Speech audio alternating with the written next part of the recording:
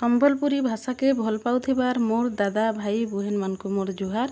Video रे कहीं भी नुआ अछन बेले प्लीज लाइक आउ सब्सक्राइब टे कर देबे। आजिर कथा नी मोड़ा पिठा खिया असुर। गुटे गाँ पाखे जंगल टे थाए।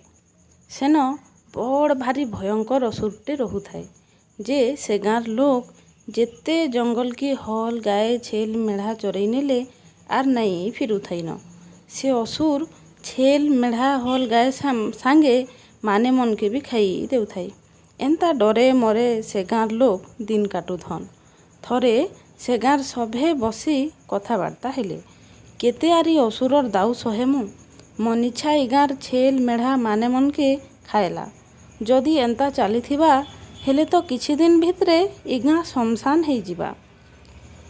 किए गुटे जीवन रे बंची करी नहीं रहूँ। ई सबू कथा सुनी से गाँर मुखिया बुद्धिटे बतासी। सभे गुटे सांगे मरबार अपेक्षा दिन के जड़े लोग पाली करी करी असुरर निके जिमा। ई कथाटा सबकर मन के पाइसी। सभे मिसी करी असुरर पास के जायसन आर कहेसन, हे राक्षस तुई गुटे दिने गाँव एते सारा लोग के नहीं खा, बरं तुई तोर गुंफा ने बसी थिबु। आमे पाली करी करी दिन के जड़े तोर पास के आयमु। तुई खाई करी बसी थिबु।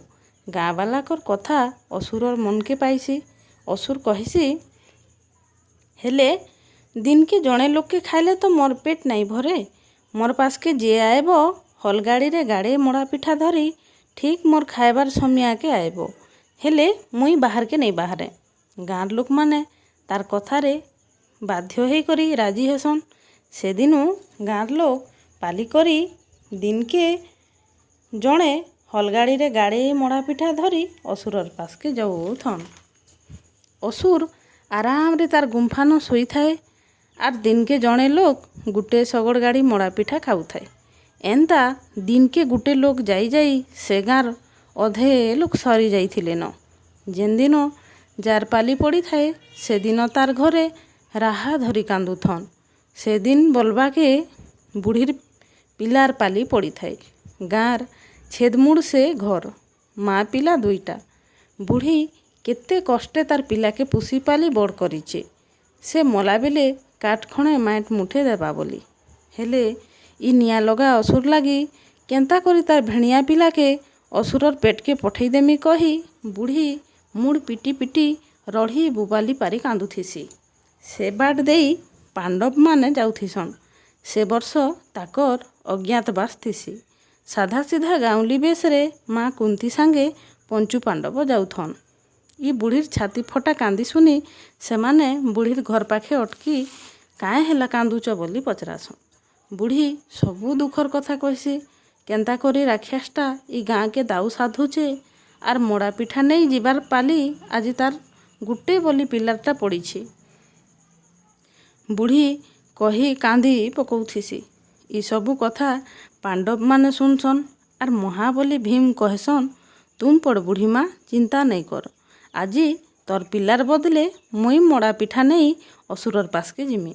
बुढ़ी कहिसी, नाई रे बुआ तुई काहीं एते बड़ असुरर पास के जीबू। कुंती कहेसन, तमे चिंता नहीं करो माँ, मोर महाबली पिला के असुरर पास के जीवार लागी दियो।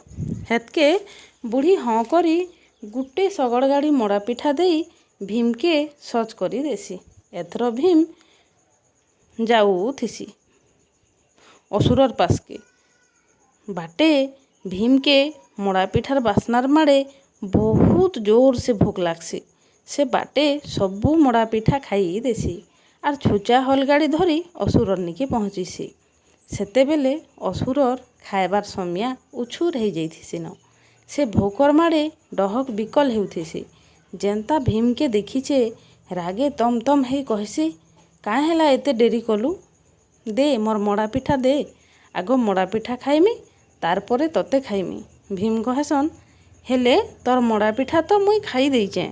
ई कथा सुनी जेंता असुर गुंफानु बाहरी भीम के खाइबार लागी दौड़ीचे भीम गदारे गदा गदा पाहार करी असुर के मारी पकासन।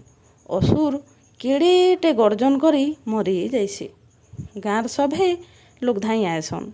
विराट काय असुर मरबार देखी खोल कीर्तन बजासन। भीम के जुआर मुड़िया करसन। ହେତ୍କେ ଅସୁରକେ ମାରି ପଞ୍ଚୁ ପାଣ୍ଡବ ମାନେ ଅଜ୍ଞାତବାସ ଲାଗି ଫେର୍ ଆଗକେ ଚାଲସନ୍।